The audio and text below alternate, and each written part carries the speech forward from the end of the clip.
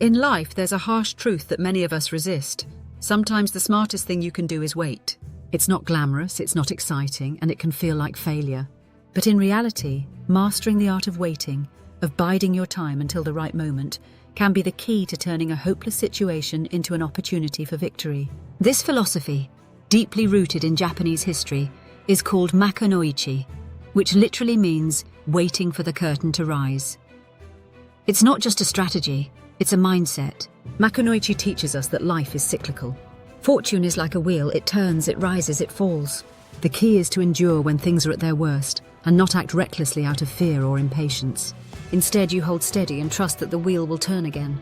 The perfect historical embodiment of this lesson is Tokugawa Ieyasu, one of Japan's most brilliant tacticians and the man who eventually unified the country.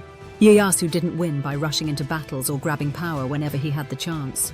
No, he survived and thrived by knowing when to act and, more importantly, when not to act. Take the year 1582. In this year, Tokugawa Ieyasu found himself in a desperate situation after the sudden death of his ally and powerful warlord Oda Nobunaga. He was deep in enemy territory with few options. Many would have chosen to fight, thinking that any action was better than none. But he didn't. He retreated carefully and methodically, even disguising himself to escape unnoticed.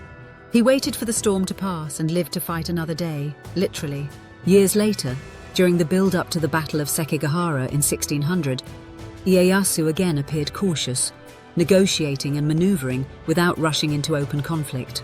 He was aware the moment wasn't quite right, but when the opportunity finally came, he seized it with absolute force and precision. That patience, that discipline, allowed him to become the first shogun of a unified Japan and lay the foundation for 250 years of peace. So what can we learn from Makunoichi? Sometimes the most courageous thing you can do is nothing. Not because you're giving up, but because you're playing the long game. It's about recognizing when you're in a losing position and refusing to panic or make hasty decisions. It's about trusting that, with patience and strategy, the right moment will come, just like it did for Ieyasu. But let's be honest, waiting is hard. It goes against everything we're taught in our fast-paced world. We want instant solutions, immediate results. We hate uncertainty, and waiting makes us feel powerless. Yet embracing Makunoichi means learning to live with discomfort and uncertainty while keeping your focus on the bigger picture. Here's the catch. Makunoichi doesn't promise that waiting will always lead to victory. What it does promise is that hasty, desperate action almost never does. It's a reminder that life's challenges are often tests of endurance, not speed. So the next time you find yourself in a situation that feels hopeless or out of your control, remember, sometimes it's not about fighting harder. Sometimes it's about outlasting the storm. Wait for the curtain to rise. Your moment will come.